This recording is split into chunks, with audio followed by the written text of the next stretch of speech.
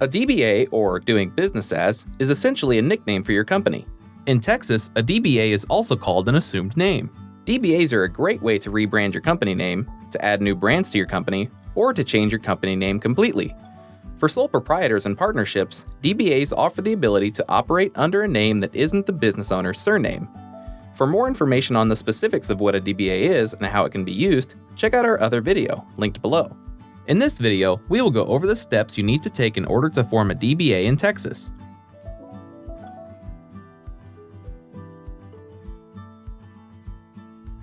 There are two ways to form a DBA. You can do it yourself, or you can hire a service to do it for you. Let's take a look at both options and help you decide how to go about forming your own DBA. 1. Do it yourself. If you want to save money, you can form a DBA on your own. Let's take a look at the steps to forming a DBA in Texas on your own. 1. Complete name searches. When determining what you want your DBA name to be, you'll want to make sure you follow Texas naming requirements. For more details, check out our video, How to Name Your Business in Texas, or our naming guides linked below. Next, you'll want to make sure the name is available in Texas. The first and most important search is with Texas's Comptroller of Public Accounts website. If the name is not available, you'll have to adjust your name or use a different one. We provide instructions to search your business name in Texas on howtostartanllc.com, linked below. Searching is free. To learn more, visit Texas naming guides linked in the description below. After confirming your name is available in Texas, we recommend doing a domain search to see if your name is available as a URL. Even if you don't plan on making a website today, we recommend buying your domain in order to prevent others from acquiring it. 2. Register your DBA. After you've chosen an available name, you'll want to register your DBA. If your business is a sole proprietorship or partnership, then you are only required to file at the county level. You will need to know which county or counties you need to file an assumed name in. Knowing which county to file a Texas assumed name in is simple. If your business has an office or legal premises of any kind, then you will file in the county or counties where your business offices are located. If your business does not have an office or legal premises of any kind, then you must file in any county where you might conduct business or services in. For specific instructions, you'll want to get in touch with the county clerk. You can find your county's contact information linked below. If your business is incorporated, you'll need to file with the Texas Secretary of State. The first thing you'll want to do is get your hands on Form 503, the Assumed Name Certificate. This legal form is available for download on the Texas Secretary of State website. After you get your copy of the Assumed Name Certificate, you can start by reading the instructions on pages 1 through 3.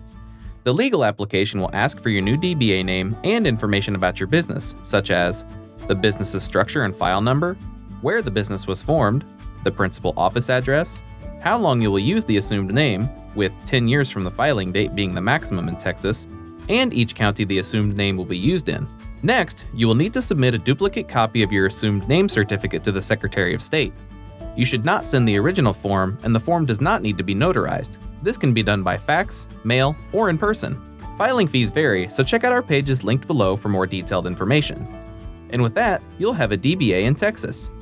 Keep in mind that your Texas DBA needs to be renewed every 10 years. Option 2.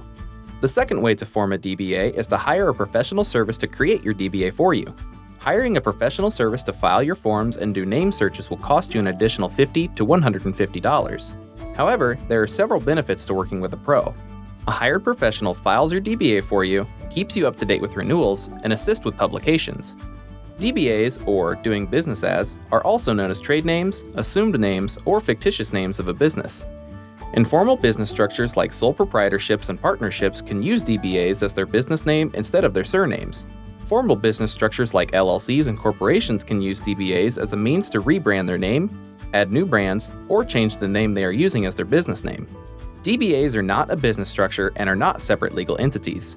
They also do not provide asset protection or liability protection to informal business structures.